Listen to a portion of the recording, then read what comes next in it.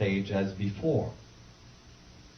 So they went into the Jordan, sat there with the ark, while all of the tribes of Israel went across, and the water was stopped. And then as soon as they got out, the water started to flow again. Well, I thought that's interesting, because one evidence of gravitational effect would be to stop the course of water. But what blew my mind is what comes next, at the end of that chapter.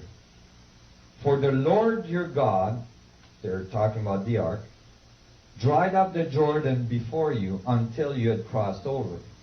The Lord your God did to the Jordan just what had been done to the Red Sea when he dried up before us, when he dried it up before us until we had crossed over.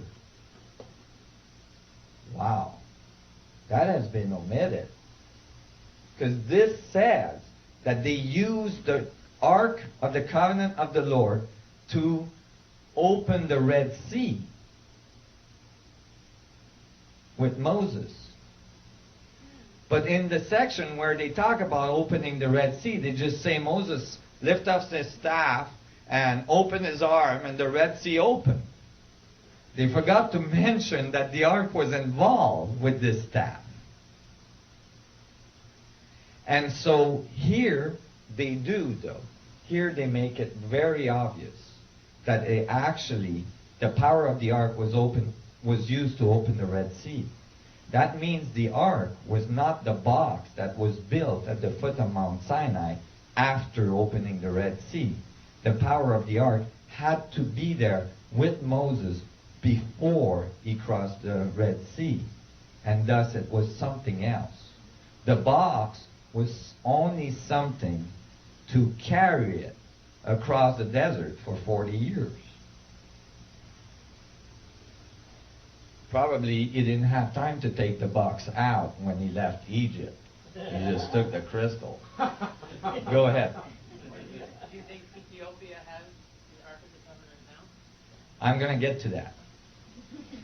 So, are you guys all following this? Yes. Okay. So I was really excited. I was like, oh my God, this is really real. I mean, they're really talking about some object. And this is kind of tough to do, but we can, I started to look into it, and I found more and more evidence that the ark was this crystalline structure. I found the Ezekiel text. I found the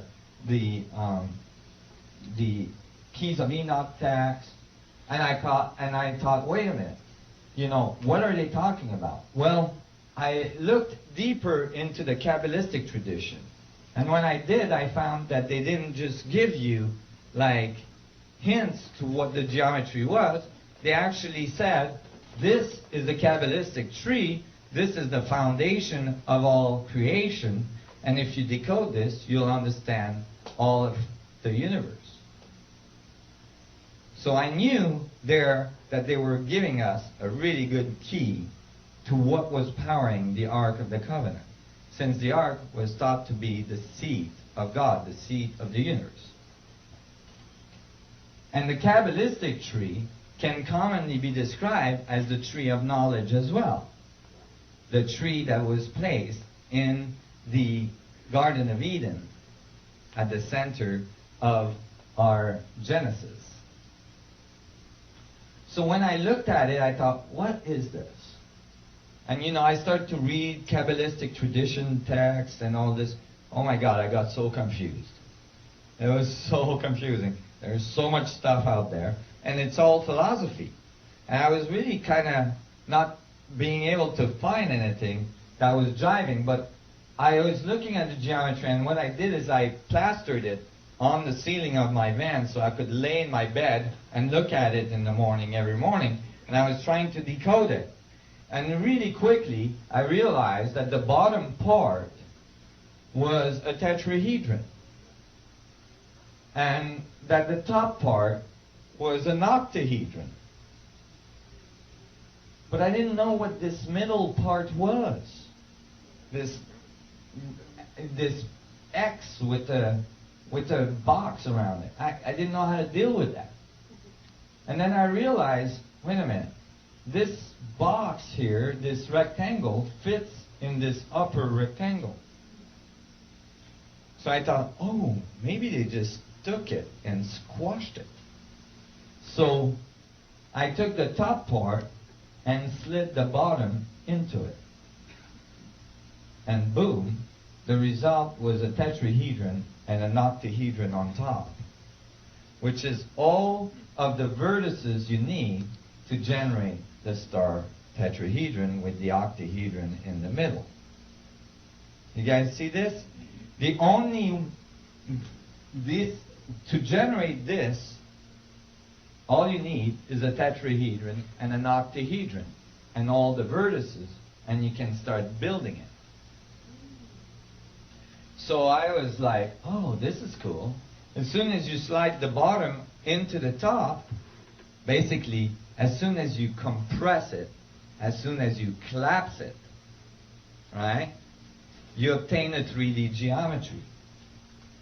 And then I realized that the Kabbalistic text said that there wasn't just one tree, but that there's four, and that they're attached at the crown, or at the root. Well, I assumed that they were giving us only half the code again, so that there would be 8 trees attached at the root. Well, if there is 8 trees attached at the root, and each one are decoded to give a star tetrahedron, as we just did, then the result is 64 tetrahedron grid. How do you know you've decoded it right? Well, when you're finished, you can actually plot the 2-dimensional tree right on top of it, and you have all the lines you need with its sephiroths. The sephiroths are these balls on the corner of the tree. The word sephiroth comes from the word sapphire, referring to crystals. And when you plot the sephiroth all around the tree, all around the 64 tetrahedron, since each tree has one sephiroth involved in the middle, each tree only has 9 sephiroths. 9 multiplied by 8, 72. I had come back exactly to the tetragrammaton. You've got And 2 other ways that you can do this. Mhm. The top 3 are always considered to be separate and above man, and thus to be mapped separately.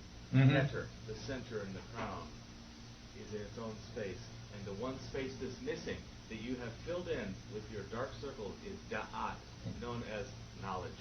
Knowledge, that's right.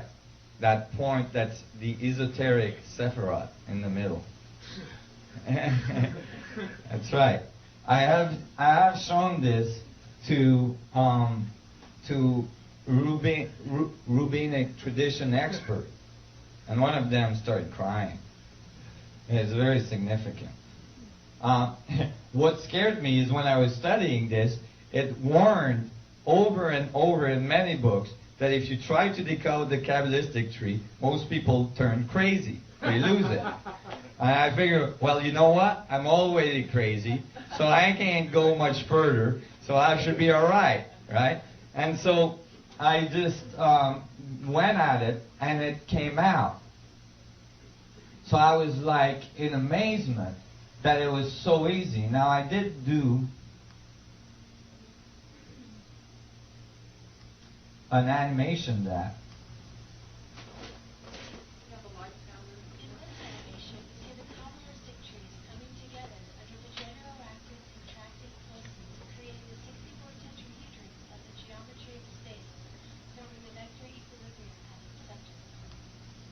So here it is, again. In this animation, we see the Kabbalistic trees coming together under the genero-active contracting pulses, creating the 64 tetrahedrons of the geometry of space, forming the vector equilibrium at its center.